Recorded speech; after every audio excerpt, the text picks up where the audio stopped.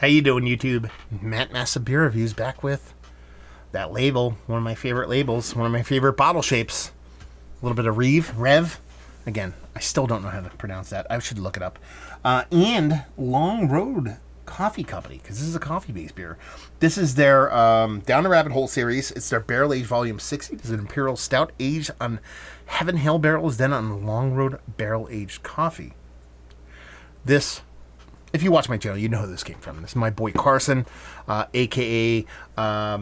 Craft Beer, Scotch for Everyone, and, Scotch for Everyone and Homebrew for Everyone on Instagram. He sends me out beers quite often. A lot of them contain the old REVE as of late, and or over the past year or so. And I'm excited for this one for one specific reason, and I'm keeping an eye on my camera for that reason. And that is, he sent me, not REV, but he sent me some Southern Swells barrel aged beers. He sent me 3 750s to be exact. And one of them was made with a specific coffee. He actually sent that coffee off to me.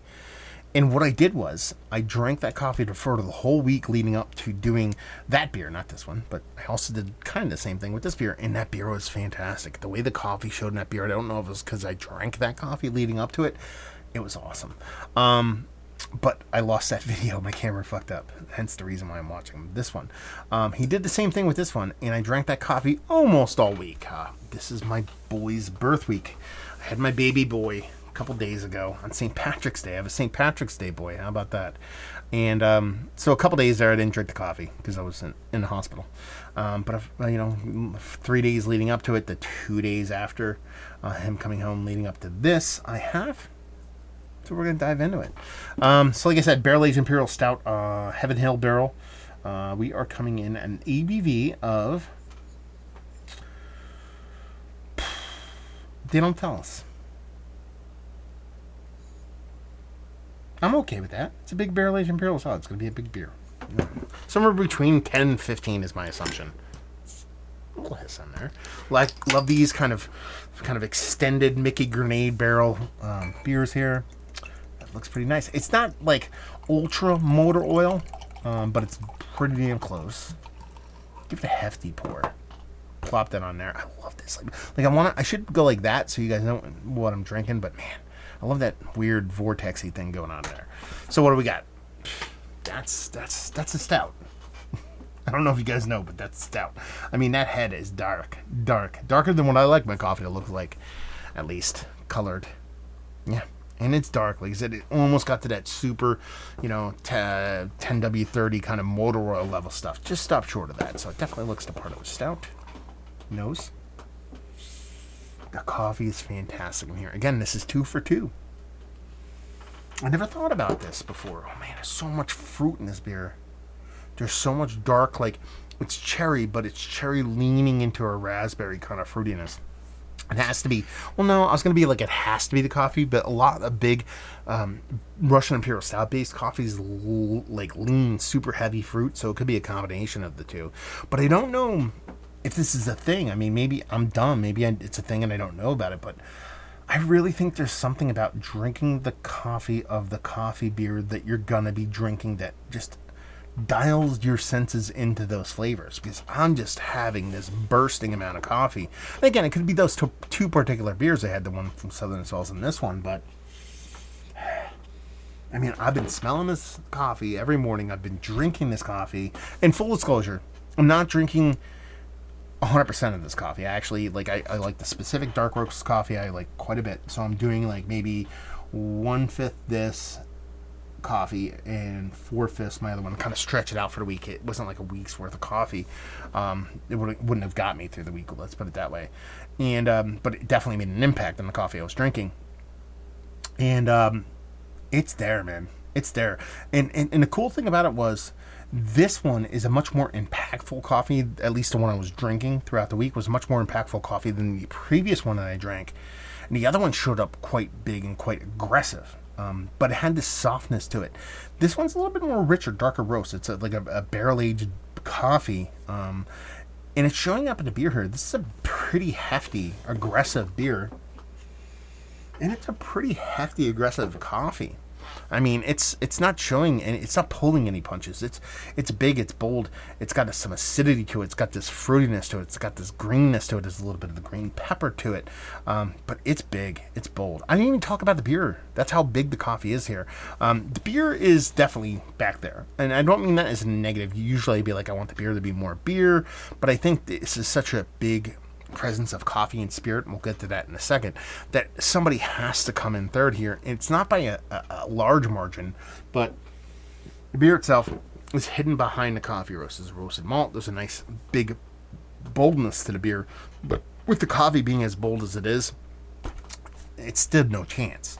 In a spirit here, that Heaven Hill barrel is almost adding like instead of adding like a cream or sugar, probably better off the way to put it that way. So imagine adding honey to a coffee. Sounds kind of disgusting. Think of honey, if you reduce the bourbon down to honey and then use that as a sweetener in a coffee. That's kind of how it's coming off here for me, and I think that's a pretty cool kind of mixture. Again, coffee, spirit, and then beer. I think it might flip the script in the actual taste, so we're just going to dive in. Cheers.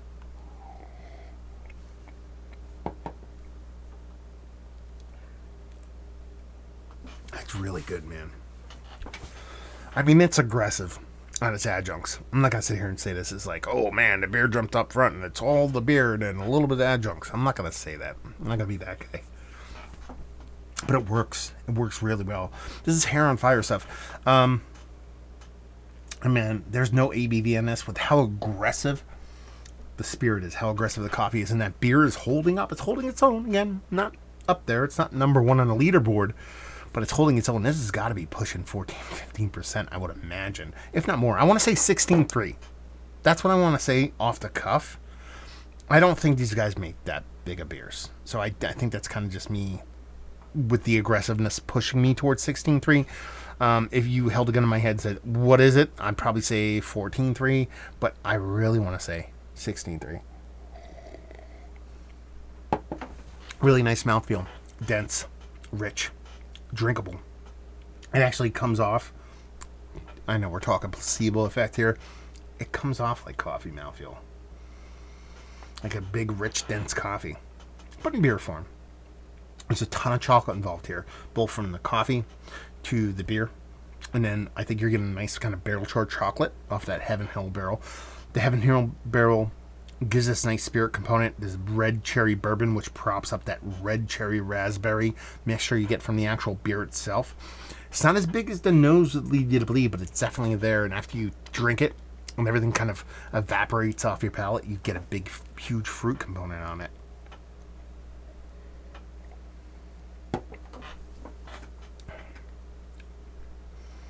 This is really good. This is really good. It's been a minute since I've had some REVE.